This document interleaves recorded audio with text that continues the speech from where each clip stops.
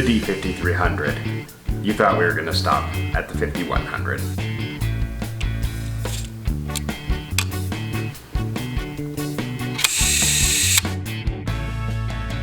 Hey, what's up you guys? Nick here. For those of you who are new to my channel, my name is Nick. I'm a professional photographer. I've been shooting professionally for about 3 years now, though I've had a camera in my hand for the last 16 ever since high school. So today, like we did last week's video, which I'll link right there, we are going to discuss another camera that I like, another camera review.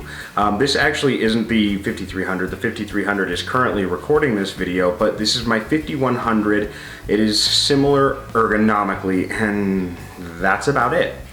So the Nikon D5300 was released in 2013, which makes it 7 years old, whereas the 5100 from last week's video is 9 years old. The 5300 has 24.2 megapixels, I believe. That sounds about right, which is the same as the D3500, the Sony Alpha A, and the Canon Rebel T7, which we talked about in this video about buying your first camera. Now, the D5300, as I discussed in that video, goes on eBay for between $200 and $300 depending on the shutter count. It has a shutter actuation limit of about 100,000. The one I bought actually had 813 when I bought it, and I am around 20,000 shutter actuations now, approximately 20,000. I don't know the exact number. The D5300 was quite the upgrade from the 5100. It actually allowed me to do a lot more. The chief buying point for me on the 5300 actually was that it was Wi-Fi capable. So I could hook up my tablet in the studio, and as I took photos, it would send the photo in JPEG form to my tablet so that at the end of the session I could go over the photos with my client and they could decide which ones they liked, which ones they didn't like. I could delete them from the camera, and it made my post-processing a lot faster. So instead of shuffling through 100 or so images, I was shuffling through 20 or 30 images that the client had picked out, and from that we ended up with between 10 and 15. The 5300 uses the same batteries as the 5100. One thing I didn't discuss in the last video that I should have is make sure you buy Nikon batteries. They're more expensive. One battery is about 50 bucks, whereas you can get 2 of the off-brand batteries for about 30 bucks, but the lifespan is a lot different. I can do several shoots in a video on a Nikon battery, and I'll be lucky to make it through a full shoot on one of those off-brand batteries. So something to remember, that you do get what you pay for when it comes to batteries in the Nikon cameras.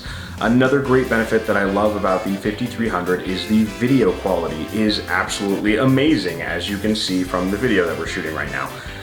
It is full 1080p. It's 60 frames per second, but I don't think it's 60 frames per second at 1080p. I think I'm shooting at 30 frames per second, and then once I edit and upload, we're at about 25 frames per second, something along those lines, just because my computer is antiquated and ancient and does not like processing. Just like the D5100, the D5300 has a screen that comes out and turns around. It is slightly larger than the 5100 screen, but the layout is very, very similar, whether you're using it for a live camera feed where you can actually see what you're shooting on the LCD with the lens open, or if you're using it to see your data and the images after you take them. The 5300 also has built-in filters for when you're shooting, so you can add more red, more blue, more green. You can shoot directly in black and white or anything along those lines. Kind of some of the stuff that you would have to do post-processing, you're able to do in camera. The D5300 is a crop sensor camera. The crop is 1.5 at 24 megapixels. The maximum ISO for the camera is 25,600, and it also supports AFE and AFS lenses. So the lenses with the built-in autofocus, the camera does support it, and it does have active learning for that in 3D or field of 3D tracking autofocus, auto area autofocus, face detection autofocus, and subject tracking autofocus. So whether you're doing portrait work or you're doing sports photography or something more fast-paced, you're able to get those clear, sharp images with the camera autofocusing as you take your photos. Another great thing about the D5300, and it's because it has Wi-Fi, I'm actually able to do long exposure work a little bit easier. I'm able to connect it to my phone or my tablet, and I get a live view feed of what the camera is seeing, and then I can actually control it remotely with that, so I'm not fiddling with an infrared remote or trying to set the timer up so that it takes the long exposure photo without the camera shaking, because one of the things about long exposure is when you're clicking down the shutter, you're causing a little bit of vibration, and that can actually show up as blur in your image.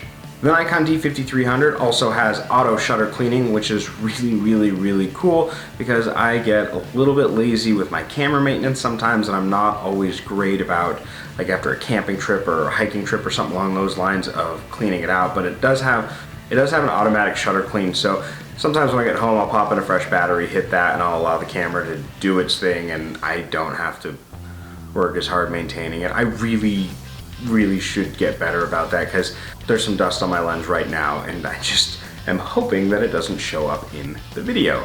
Now, some of the great images I've taken since I've had the D5300, and I bought it in August or September of 2019 to actually replace the D5100. I have this image of Holly. Again, I'm showing this one off. It's one of my absolute favorites. It came out super sharp, super clear. I also have this one of Bailey with all the cool fairies around here, where we did a long exposure light shoot, and we're actually going to do a video on that. I'll get Bailey in the studio again, and I'll show you exactly how I took those images, you guys, because it's not very hard, and I believe anyone can do it with minimal skill, because it's actually a super easy trick to achieve without a lot of post-processing. And of course, we did the shoot with Coda, a more recent shoot with the 5300 in the studio. We were kind of going for that more dark, bluey goth vibe, kind of like what I discussed in my asking for critique video, which I'll link right there, where my white balance is always a little bit off. And lastly but not leastly, an amazing shoot with Ariana with the 5300, where we kind of did a cool pinup thing. So 7 years later, is the 5300 still viable? Yes, absolutely it is. The 5300 is probably my most favorite camera that I've ever owned. I've used some Canons that were a little bit easier to use, but overall I think the ergonomics of the 5300, the ability to use it one-handed, as well as the video quality and the Wi-Fi, I definitely give the 5300 9 out of 10 in my own personal opinion, just because it is really an easy camera to use. It takes wonderful photos, and you can get them really cheap still. Just like the 5100 we discussed last week, it does only have one slot for the SD card, whereas on the professional grade full frame cameras you usually have 2 slots for 2 SD cards, or a slot for SD, 1 for compact flash, and that allows you to continue to take photos if one of your cards get corrupted without risking losing all the photos, especially if you're doing an event like a family reunion or a wedding, or even engagement photos where you're off location. It'd be hard to reshoot those. It's really good to have those backups. I generally carry 2 cameras, and I will take the same photo with both cameras to ensure that at least one of them survives if something goes wrong. Just like most all Nikon DSLRs, the D5300 has the standard bayonet mount, the F-style mount, so you can use any of the film lenses from the 1950s all the way through the most recent digital releases from Nikkor, Sigma, or Tamron. All wonderful lenses, even the Yongnuo 50mm 1.8, and I will shamelessly link that video again because I absolutely love that lens.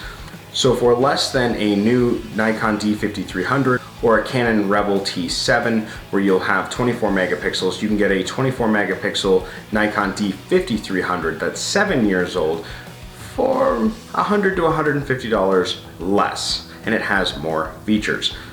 So absolutely, the Nikon D5300, 9 out of 10 stars.